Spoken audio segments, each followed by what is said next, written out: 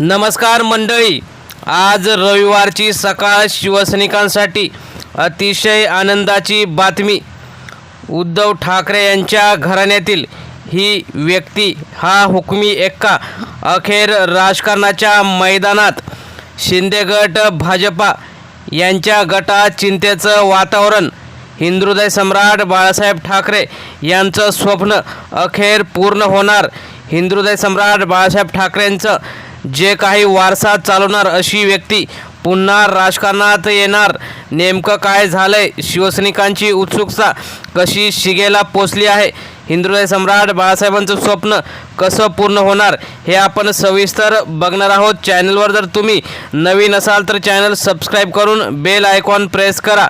आपण सुरुवात करूया की नेमकं कोणता व्यक्ती हिंदुहृदय सम्राट बाळासाहेब ठाकरे यांच्या सांगण्याप्रमाणे पुन्हा एकदा राजकारणात येणार आहे. व्हिडिओ शेवटपर्यंत बघा आणि व्हिडिओ नक्की लाईक करा. राज्याच्या राजकारणात ठाकरे घराण्याचं नाव म्हणजे एक वेगळीच ओळख.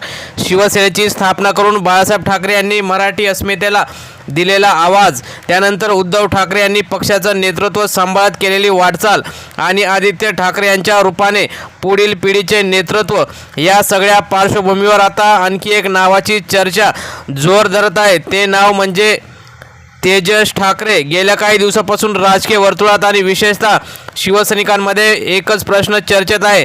ठाकरे घराण्यातील हा हुकमी एका राजकारणात अधिकृतपणे एंट्री करणार का? आणि जर केली तर त्यांच्यावर कोणती जबाबदारी असणार?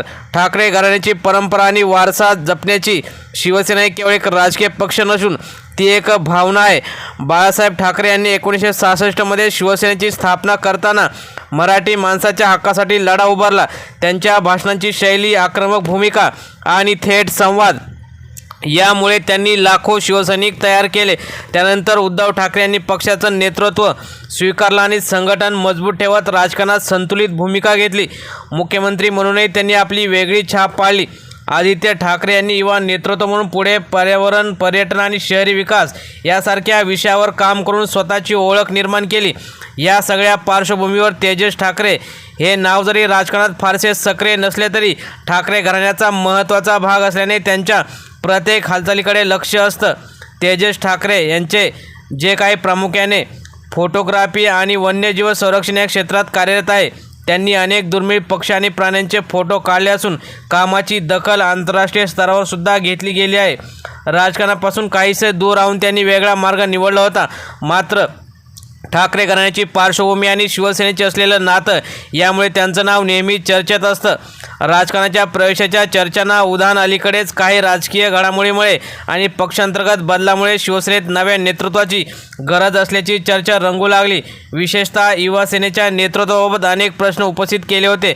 याच पार्श्वभूमीवर तेजस ठाकरे यांचं नाव पुढे येत आहे. शिवसैनिकांचा असा विश्वास आहे की ठाकरे घराण्यातील आणखी एक चेहरा पुढे आल्यास संघटनेला नवसंजीवनी मिळू शकते. सर्वात मोठा प्रश्न म्हणजे तेजस ठाकरे यांच्याकडे युवा सेनेची जबाबदारी देण्याची शक्यता आहे. कारण युवा सेना ही शिवसेनेची महत्त्वाची ताकद मानली जाते.